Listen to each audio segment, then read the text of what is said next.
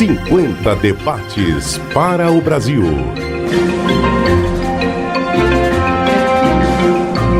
Hoje, na série 50 debates para o Brasil, nós vamos discutir o casamento entre pessoas do mesmo sexo. Desde 2011, o STF reconhece a união homoafetiva como entidade familiar. 2 anos depois, o Conselho Nacional de Justiça determinou que nenhum cartório pode se recusar a celebrar o casamento civil entre pessoas do mesmo sexo. Passados 15 anos da decisão do Supremo, permanece uma questão jurídica e política. O Congresso deve transformar expressamente esse direito em lei. O casamento deve continuar submetido às regras atuais e à interpretação dada pela Justiça. Para discutir esse assunto, nós convidamos Jane Heiker, doutora em Direito pela Universidade Federal do Pará, e Maria Berenice Dias, vice-presidente nacional do Instituto Brasileiro de Direito de Família, o IBDFAM. Jane Heiker, muito bom dia e muito obrigado pela sua gentileza ter aceitado o nosso convite. Muito bom dia, eu me sinto honrada com o convite. É um privilégio poder participar de um debate público em um país democrático, aberto, como é o Brasil. Eu agradeço o convite, também é um prazer conhecer a doutora Maria Berenice Dias, que a gente estuda na escola, conhece bem quando a gente passa pela Faculdade de Direito. Eu me sinto honrada de estar aqui esta manhã. Maria Berenice Dias, muito obrigado pela sua gentileza de estar conosco nesse debate. Bom dia. Bom dia também, é uma alegria para mim, porque esse é um tema que é muito caro. Eu dediquei, mais de 20 anos da minha vida para buscar este reconhecimento.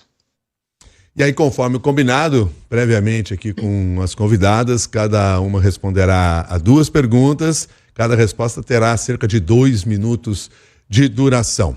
E eu começo, Jane, com você, por uma questão mais direta, né? Por que 2 pessoas adultas do mesmo sexo não deveriam ter perante o Estado exatamente o mesmo direito de se casar que um homem e uma mulher? Então, o grande problema com este ponto não está no valor afetivo da relação, mas na redefinição do que significa o casamento. Porque o casamento, ele não é, em primeiro lugar, uma união afetiva, como é a grande tese do Instituto Brasileiro de Família. E esse é o ponto em que eu discordo. O casamento, ele é uma comunidade integral que envolve entrega de corpos, comunhão de vida, mas que, por natureza, ela está ligada à família. Essa é a razão pela qual a família que eu quero dizer, a concepção, cuidado e criação de filhos em conjunto. E essa é a razão histórica pela qual o Estado tem interesse no casamento. O Estado não tem interesse em regular a nossa afetividade. Tanto é assim que as nossas relações de amizade são, por natureza, relações afetivas, e o Estado não regula a amizade. O Estado tem interesse, e sempre teve interesse, em todas as culturas, em todos os povos, em regular a sexualidade. E por quê? Por que isso é importante? Porque sexo gera vida, e alguém precisa assumir responsabilidade por aquelas vidas. E sempre que a família falha, o Estado paga o preço. Então, o Estado, ele tem um interesse singular em regular a sexualidade heterossexual. O instituto que historicamente opera nesse sentido se chama casamento, porque ele orienta a sexualidade de uma maneira responsável em direção à parentalidade, fazendo com que pai e mãe juntos, ou aumentando as chances de que pai e mãe juntos assumam responsabilidade pelos seus próprios filhos e a sociedade não tenha que pagar a conta. Além disso, quando o casamento ele é redefinido desde a perspectiva afetiva, as pessoas param de entender a conexão entre o casamento e a geração de vida. E elas param de entender, então, a concepção tradicional de casamento. Porque se casamento é só afeto, então realmente não existe diferença entre o casamento heterossexual e casamento entre 2 pessoas do mesmo sexo ou a versão poliamor. Todavia, as pessoas que entendem de uma forma diferente vão continuar existindo. E a redefinição do casamento exclui essas pessoas do espaço público, porque trata essas pessoas como inimigos, como hostis, como homofóbicos, como hostis à união entre pessoas do mesmo sexo em quaisquer situações, quando o que existe, na verdade, é um problema com a redefinição do casamento. E isso acaba, por exemplo... Desculpa. Terminou. Não, pode complementar. Então, eu quero dar um exemplo prático sobre isso. Você imagine pessoas de fé, por exemplo, que é onde geralmente esse debate acaba se tornando um pouquinho mais acentuado. Eles têm razões religiosas para crer e tradicionais e também filosóficas para crer que a união do casamento é uma união entre um homem e uma mulher. Quando essas pessoas se tornarem juízes, eles podem se recusar, por objeção de consciência, a fazer um casamento entre pessoas do mesmo sexo. Quando essas pessoas forem fotógrafos, eles podem se recusar a participar, não por causa que se trata de homossexual, mas porque se trata do casamento. Eles podem se recusar por uma questão de fé, de participar daquilo ali. O que está acontecendo no mundo afora é que essas pessoas não estão podendo se recusar e estão sendo perseguidas, o que configura uma ameaça à liberdade religiosa também. Jenny Heicker, então permita agora eu ouvir aqui a Maria Berenice, até estendo um pouco mais o tempo para a Maria Berenice também poder trazer seus argumentos equilibrando o tempo de vocês duas. Por favor, professora Maria Berenice. Eu acho que esse conceito de casamento com fins exclusivamente procriativos é um conceito absolutamente superado e descolado da realidade no fundo da vida como ela é. Dentro dessa concepção tão restritiva, as pessoas, por exemplo, que querem casar, mas não querem ter filhos, não poderiam casar, porque não vão atender essa finalidade procriativa. E o casamento não tem a finalidade de procriação. E este conceito mais abrangente da tutela jurídica do Estado às relações afetivas, que esse foi o conceito cunhado pelo IBDFAN, é alcançar, neste âmbito protecionista, todas as relações que geram obrigações e geram direitos. O fato é que as pessoas convivem juntas, independentemente da sua sexualidade, independentemente da sua orientação sexual, tendo filhos ou não tendo filhos. Isso é uma realidade tão transparente que a própria Constituição da República, que é do ano de 1988, já consagra como entidade familiar merecedora da mesma tutela jurídica do Estado, como base da sociedade, tanto o casamento quanto o que chamou de união estável, ou seja, um relacionamento que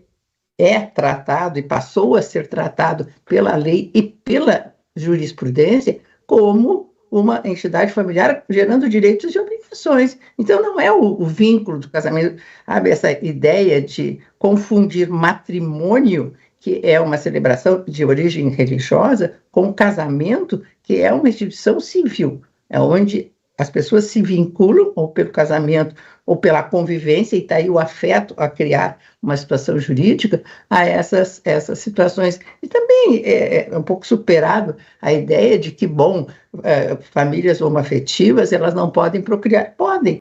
Fazendo uso dessas técnicas de reprodução assistidas, qualquer pessoa hoje em dia pode ter filho. E a adoção também é uma forma de se ter filhos, independentemente da orientação sexual. Se uma pessoa pode adotar, aí essa pessoa não procria, né? Duas pessoas do mesmo sexo, aliás, é algo bem recorrente, essa possibilidade de adoção.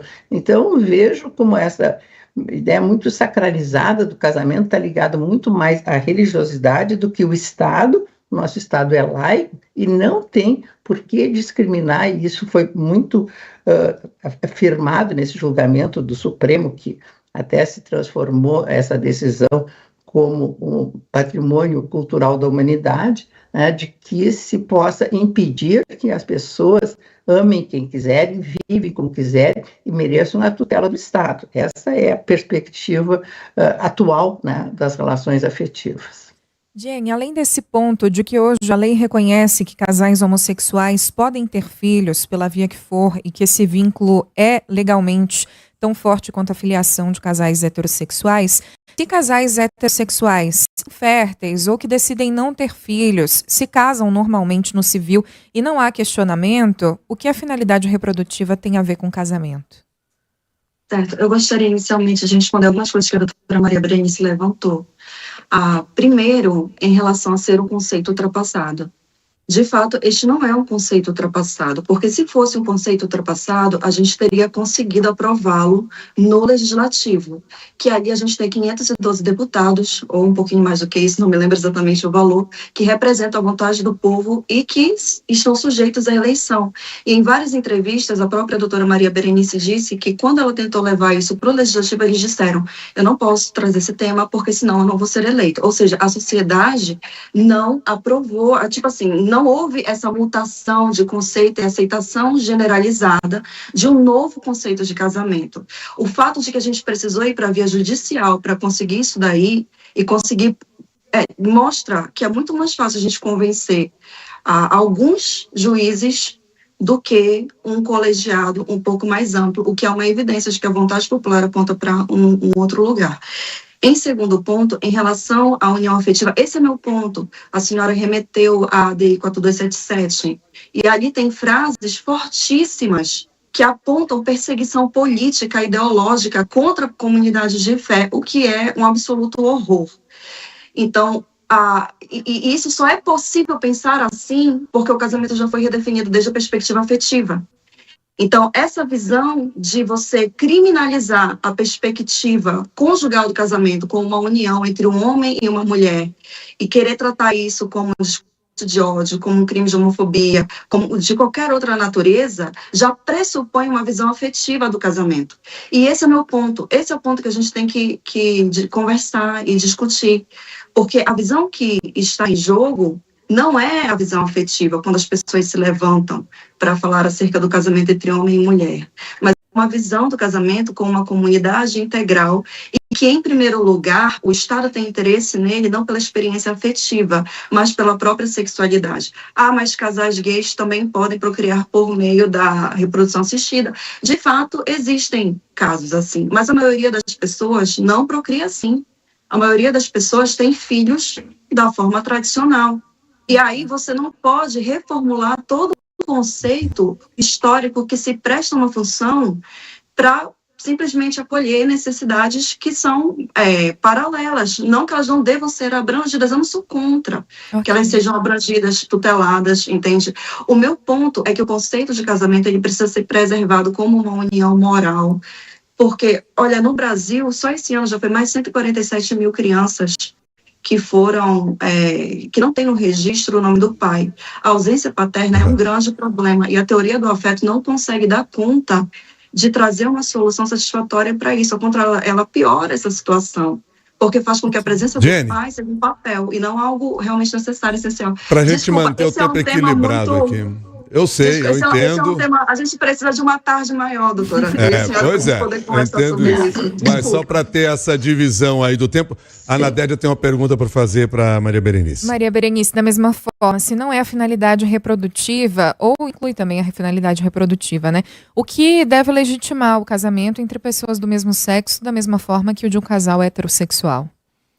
Da mesma forma como o Estado tutela e reconhece constitucionalmente a união estável entre um homem e uma mulher, como família, com direitos e obrigações. A necessidade de regulamentação está aí para impor encargos, assegurar direitos e impor obrigações, deveres. Essa é a finalidade do Estado. E, assim, esse argumento que, bom, os nossos parlamentares não aprovaram, e se não aprovaram até hoje, é porque o povo não quer? Não. A própria debatedora disse, eles não aprovam porque eles têm medo de não serem reeleitos. Então, não é pensando no interesse do povo, é pensando no interesse egoísta seu. Eu não vou me manifestar nesse sentido, porque vou desagradar o meu eleitorado que é conservador e eu não vou ser reeleito. Isto não representa a vontade do povo. Não. Tá? E também não podemos nos pautar por isso. E não podemos, assim, condenar a invisibilidade vínculos que existem, vínculos que geram famílias, né, que têm convivência e que isso gera efeitos patrimoniais e essa não reconhecimento gera injustiças terríveis. Então, não se pode pautar exclusivamente, sabe, nessa ideia tradicional, como foi referido aqui, né, de casamento em instituição tradicional. No fundo, é uma palavra, né? casamento, união estável, é um vínculo de natureza afetiva que une as pessoas. Agora, se tem a chancela do Estado ou não tem a chancela do Estado, e as pessoas vivem mesmo assim, lembra os concubinatos, antigamente não eram reconhecidos, não quer dizer que o Estado não possa enxergá-las e regulamentá-las. Essa é a função do Estado. E essas posturas, tão contrárias a isso, é o que gera toda esta homofobia que nós vivemos. O Brasil é terrivelmente um dos países que mais mata homossexuais, que mais mata a população trans no mundo, exatamente por esses conceitos, no meu entender, superados, que acham que as pessoas não têm o direito de amar quem elas quiserem. Porque a homossexualidade não existe só entre os humanos, existe muito entre os animais. Então não está a dizer que isso, é da ordem da vontade, mas também é da ordem da natureza. Muito obrigado, Maria Berenice, pela sua gentileza, ter aceitado participar aqui no nosso convite. Muito obrigado, Jenny Heiker, também por trazer os seus argumentos para esse debate. E tenho certeza, nosso objetivo não é ter um ponto final nessa discussão, mas sim fazer com que esses temas, a partir dos argumentos apresentados, seja mais bem debatido e aprofundado pelas pessoas, para que elas tirem suas próprias conclusões. Agradeço pela gentileza, tanto da Maria Berenice Dias como da Jenny Heiker, que estiveram aqui nesse debate, os 50 debates para o Brasil.